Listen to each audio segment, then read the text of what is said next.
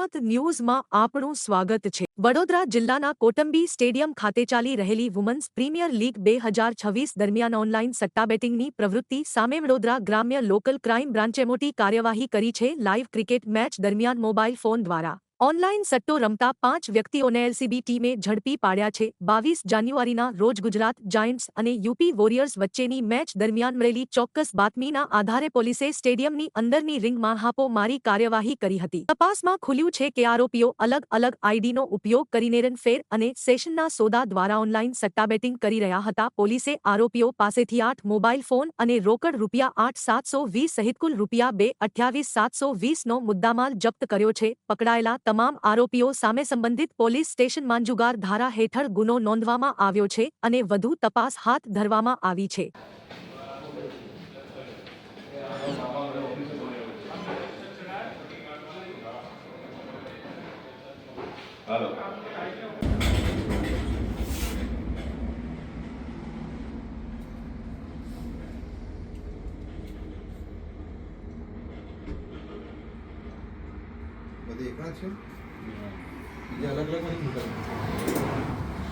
રોક તો પેલા જાડિયાનું છે, આ રોક